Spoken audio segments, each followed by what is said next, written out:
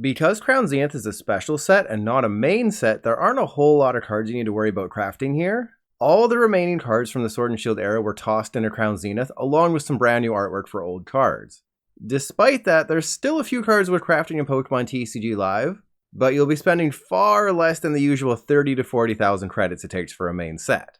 First up is Radiant Eternitus. Coming in at 600 credits, you only need one, and it has an insane ability. Slap it down, put 2 Pokemon VMAX from your deck into play, then your turn ends. This means you can put Duraludon VMAX into a deck without worrying about Duraludon V or Mustard. It also allows you to surprise your opponent with any VMAX at any point. Obviously the drawback is that it ends your turn, but you can use it turn 1 going first and put yourself in a great position right off the bat. Lost Box is one of the top decks in Standard right now, and the new Zambazunta fits into it perfectly.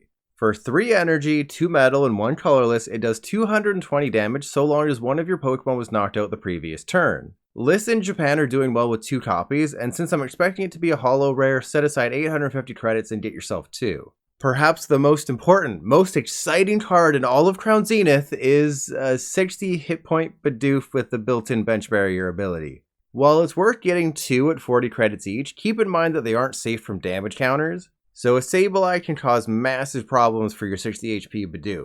Our final stone card, Skyseal Stone, might be a little hard to follow. The effect says, you may use this ability during your turn.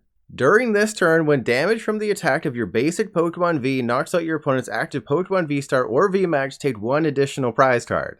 For example, let's say you use a Drapion V to KO a Mew VMAX. Instead of 3 prize cards, now you take 4 prize cards, and it's a simple matter of KOing a Genesect for game. Since it uses up your V-Star power, it won't make its way into something like Lugia V-Star, but I still suggest getting 2 for a likely total of 850 credits. There's a few V-Star Pokemon in Crown Zenith, including Zacian, Zambazunta, and Regigigas, but it's looking like the only one you should care about is Rotom VStar. Literally just a more powerful version of Rotom V, Rotom VStar has slotted into Tier 3 in Japan.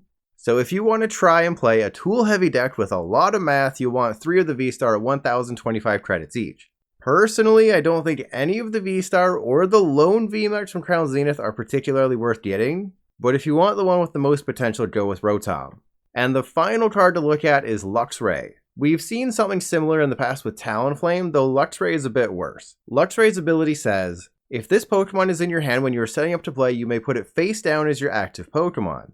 If you plan on playing Luxray, you'll want 4 of them, likely at 400 credits each. And obviously the whole goal is to start Luxray, and it's a stage 2 that can go immediately into your active spot. Then, for a single colorless energy, the attack does 50 damage and lets you go get 2 trainer cards from your deck. It's not a game-breaking card by any means, and does leave you with 3 useless cards in your deck, but it's still a potentially fun card. Like I said off the top, Crown Zenith is not a competitive set, it is more for collectors. If you craft all of the cards I recommended in this video, you'll only need a total of 3,100 credits, so it's definitely not going to break the bank. Crown Zenith should launch digitally in PTCGO and Pokemon TCG Live on January 19th. At the same time, a new Battle Pass will come to TCG Live offering up 4 new free decks, so make sure you have 600 crystals saved up so you can buy the premium pass when it becomes available.